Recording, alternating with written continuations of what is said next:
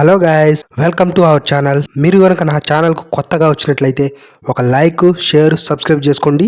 అలాగే నా నుంచి ప్రతి అప్డేట్ మీకు రావాలంటే బెల్ ఐకాన్ ఆల్లో పెట్టుకోండి. సో ఇప్పుడు మనం మ్యాటర్లోకి వెళ్ళిపోదాం. గ్లోబల్ స్టార్ రామ్ చరణ్ నటించిన గేమ్ చేంజర్ మూవీ భారీ అంచనాలతో రిలీజ్ అయి ఎటువంటి ఫలితం వచ్చిందో మనందరికీ తెలిసిందే. చాలా గ్యాప్ తర్వాత రామ్ చరణ్ దగ్గర నుంచి వచ్చిన సోలో మూవీ గేమ్ చేంజర్. అయితే డైరెక్టర్ శంకర్ గారు చాలా సాదాసీదాగా ఈ మూవీని తీయడం తోటి మూవీకి సరైన టాక్ అనేది రాలేదు అని చెప్పుకోవచ్చు.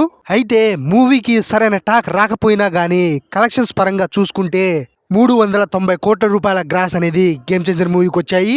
అయితే మూవీ బ్రేక్ ఈవెన్ కి మాత్రం ఈ కలెక్షన్స్ అనేవి సరిపోవు. కానీ గేమ్ చేంజర్ మూవీకి పేడ్ రివ్యూస్ అలాగే నెగిటివ్ రివ్యూస్ రాకుండా మంచి రివ్యూస్ గనక వచ్చి ఉంటే ఖచ్చితంగా 1000 కోట్ల పైన గ్రాస్ అనేది గేమ్ చేంజర్ మూవీ వసూలు చేసేది. ఇక ఇదంతా పక్కన పెడితే game changer movie book my షోలో సరికొత్త రికార్డునైతే అయితే క్రియేట్ చేసింది. ఇప్పటి వరకు గేమ్ చేంజర్ మూవీకి బుక్ మై షోలో 2.9 మిలియన్ టికెట్స్ అనేవి సోల్డ్ అవుట్ అయినట్టు బుక్ మై షో ప్రకటించింది. అయితే ఈ రకమైన మిక్స్డ్ టాక్ వచ్చిన మూవీస్ లో ఈ రేంజ్ లో టికెట్స్ సోల్డ్ అవుట్ అయిపోవడం అంటే ఇది ఆల్ టైమ్ రికార్డ్ అని చెప్తున్నారు.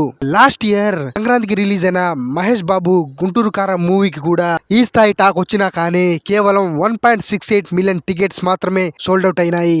అయితే ఈ మార్క్ ని గేమ్ చేంజర్ మూవీ మొదటి 2 రోజుల్లోనే దాటేసింది.